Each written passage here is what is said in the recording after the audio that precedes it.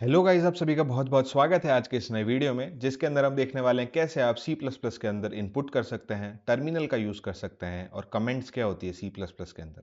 बिना किसी देरी के चलिए इस वीडियो को शुरू करते हैं। मैं यहाँ पे मेरा VS कोड ओपन कर लेता हूँ। VS कोड के अंदर मैंने एक फाइल ऑलरेडी बना रखी है p1.cpp के नाम से, और साथ ही साथ यहाँ पे मैंने एक बॉयलर प्लेट कोड लिख रखा है जो कि आप सभी को पता होगा। अब मेरे को एक वेरिएबल के अंदर एक वैल्यू इनपुट लेनी है। ये कैसे लेते हैं? अभी आप सोच रहे होंगे कि यहाँ पे अगर मैं int a इक्वल टू 5 लिख दूँ, मैंने एक वेरिएबल के अंदर एक वैल्यू डाल दी है, यानी 5 को a के अंदर स्टोर कर दिया है। जी हाँ, आपने कर दिया है, लेकिन हमको यूज़र डिफाइंड इनपुट चाहिए। मैं ऐसा नहीं चाहता कि कोई मेरे कोड के अंदर आके चेंजेस करे। मैं किसी को कोई कोड प्रोवाइड नहीं करने वाला। मैं चाहता हूँ कोई अगर मेरा कोड रन कर रहा है तो वो इनपुट दे, ना कि मैं दूँ। धीरे धीरे अभी हमको क्लियर होगा।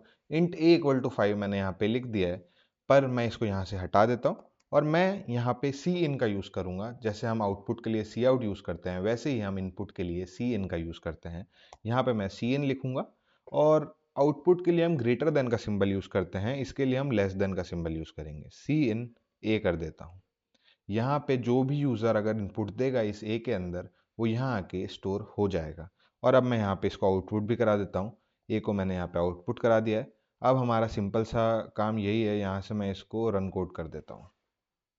पर यहाँ पे आप कोई भी वैल्यू इनपुट नहीं करा सकते, क्योंकि ये सिर्फ और सिर्फ आउटपुट के लिए यूज़ होता है। ये सिर्फ और सिर्फ आपका std आउट के साथ लिंक्ड है, ना कि आपका std इन। std आउट std इन आपको बिल्कुल जानने की ज़रूरत नहीं है। मैं बस आपको थोड़ी एक्स्ट्रा नॉलेज के लिए बता रहा हूँ।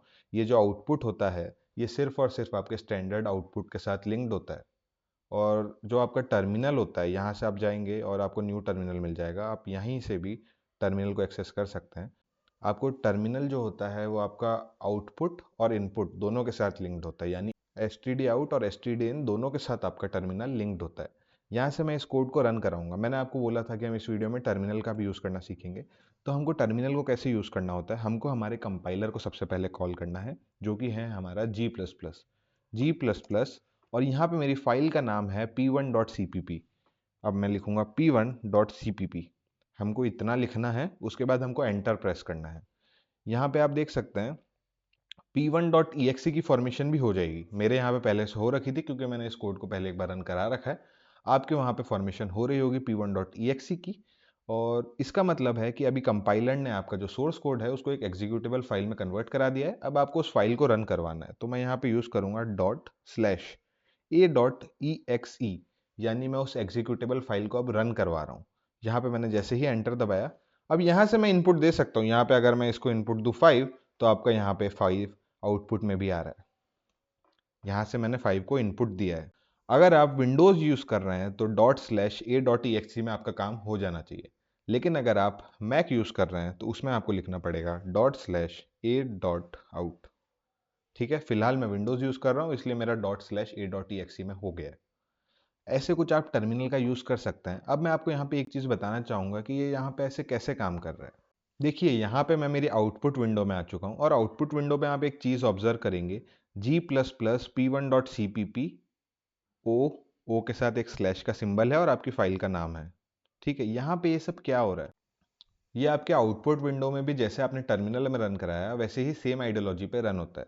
यहाँ पे ये जो आप ओ देख रहे हैं, ये आपको एक एग्जीक्यूटेबल फाइल चूज़ करने में हेल्प करता है। ये आपको बिल्कुल जानना नीडेड नहीं है, नेसेसरी नहीं है। मुझे लगा कि एक एक्स्ट्रा नॉलेज होगी आपके पास, तो ये आपके लिए अच्छा रहेगा। तो कुछ इस तरीके से आपके आउटपुट विंडो में ये कोड परफॉर्म हो रहा होता है। आपका जो कोड है p1.cpp, उसको हमने ऐसे इस तरीके से कंपाइलर को कॉल करके रन कराया।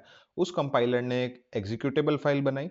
उस एग्जीक्यूटेबल फाइल से हमारा जो आउटपुट है वो ./my-program, यानी हमने जो ./a.exe लिखा था, उससे वो रन हो गया। हमको बस बेसिकली इतना याद रखना है कि हमको जब भी हमारा कोड रन करवाना हो, यहाँ पे मैं आपको लिख देता हूँ this is the final output. यहाँ पे मैंने और ये भी लिख दिया है। और अब मेरे को ए को भी साथ साथ प्रिंट कराना है, तो मैं यहाँ पे ग्रेटर देन का सिंबल वापस से अगर लगा दूंगा तो मैं इनको सेम लाइन पे रन करवा सकता हूँ, और इसके बीच में स्पेस दे देता हूँ। और अब हम इसको टर्मिनल से वापस से रन करवाएंगे।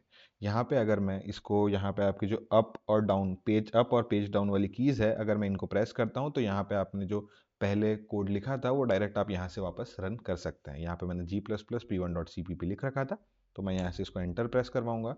और ./a.exe वापस मैं अगर करवाता हूँ तो यहाँ पे मैं जैसे सपोज 56 लिख देता हूँ, तो this is the final output 56 लिखा हुआ आ चुका है। कुछ इस तरीके से हमारा C++ में आउटपुट और इनपुट काम करता है।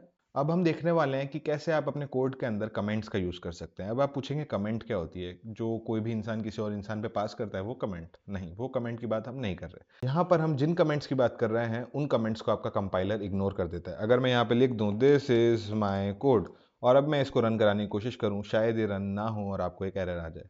लेकिन अगर मैं यहाँ पे कमेंट ऐड कर देता हूँ तो आपका कंपाइलर इस लाइन को टोटली अवॉइड कर देगा और ये कोड आपका स्मूथली रन होएगा। ऐसा क्यों हो रहा है? ऐसा इसलिए हो रहा है क्योंकि हमारी C++ के अंदर कमेंट्स नाम की चीज़ होती है, जिसका मतलब होता है आप किसी भी लाइन में अगर ये कमेंट्स को ऐड कर देते हैं तो वो लाइन कंपाइलर के द्वारा अवॉइड की जाती है। हम कमेंट्स का यूज़ बस इसलिए कर रहे हैं क्योंकि हमारा कोड अगर कोई इंसान पढ़ रहा है या फ्यूचर में हम भी कभी पढ़ रहे हैं तो यहाँ पे हम वो रिक्वायर्ड इन्फॉर्मेशन दे सकते हैं। यहाँ पे जैसे ये कोड मैंने लिख रखा है तो मैं यहाँ पे लिख सकता हूँ कि दिस इज माई कोड। मैंने सिंपल सा लिख दिया। अब मेरे को पता है कि ये वाला कोड मैंने लिखा है, ये वाला कोड मेरे दोस्त ने लिखा है। अगर आप बहुत बड़े प्रोजेक्ट्स बना रहे हैं तो उसमें आपको ये नीडेड होगा। अब आपकी कमेंट्स भी दो टाइप की होती है। ये हमारी हो गई सिंगल लाइन कमेंट, वैसे ही आपकी होती है डबल लाइन कमेंट। यहाँ से आपने ये स्लैश का सिंबल यूज़ किया और ये स्टार का सिंबल यूज़ किया। अब आप इसके अंदर जितना भी टेक्स्ट लिखेंगे वो सारा आपका कंपाइलर अवॉइड करेगा। तो ये तो हो गई आपकी सिंगल लाइन कमेंट और ये आपकी हो गई डबल लाइन कमेंट।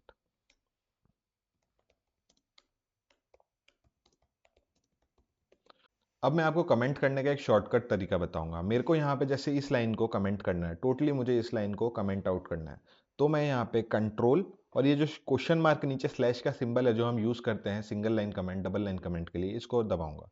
अब मैं यहाँ पे इसको टोटली इस लाइन को हटा सकता हूँ, टोटली ऐड कर सकता हूँ। मुझे बस कंट्रोल प्रेस करके स्लैश प्रेस करना है।